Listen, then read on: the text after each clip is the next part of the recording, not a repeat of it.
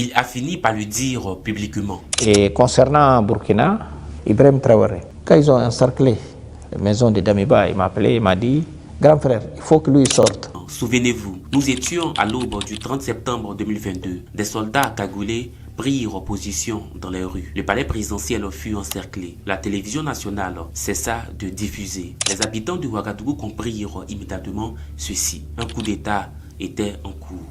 Des tirs déchirent le calme fragile de la capitale burkinabé. Quand je suis rentré dans la cour, je n'ai même pas atteint ma porte. Je n'ai même pas atteint la porte. Et j'ai entendu des rafales qui ont duré juste quelques secondes. Quelques heures plus tard, c'est en direct que les Burkinabés écoutent ceci. Nous avons décidé ce jour 30 septembre 2022 de déchoir le lieutenant-colonel Damiba du pouvoir d'État. Le capitaine Traoré Ibrahim est nommé président du MPSR pour compter de ce jour. Damiba, le tombeur de Kaboré, est lui-même tombé. Alors comment est-ce que cette opération s'est déroulée? Dans une interview accordée à un média, Oumaro Sissoko Embalo expose, Damiba lui-même le déclare. Il fut surpris, il n'a rien vu venir. Où j'ai pas compris, et voilà, parce que c'était des unités qui étaient destinées, que nous avions... Voilà, moi je m'attendais pas à cette action-là, à ce moment de la transition. Le capitaine Ibrahim Traoré, ayant profité de l'effet de surprise et ayant réussi à encercler là où Damiba logeait, Embalo poursuit. Avec Ibrahim Traoré, et je vais vous révéler un secret que je n'ai jamais parlé.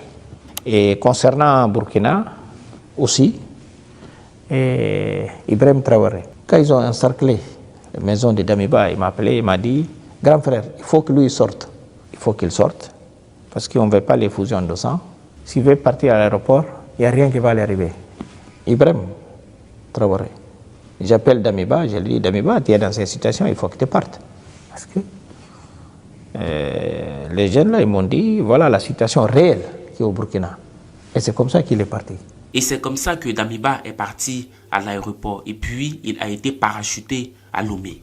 Quand je quittais Ouagadougou, il y avait 3 membres de l'équipage de l'hélico.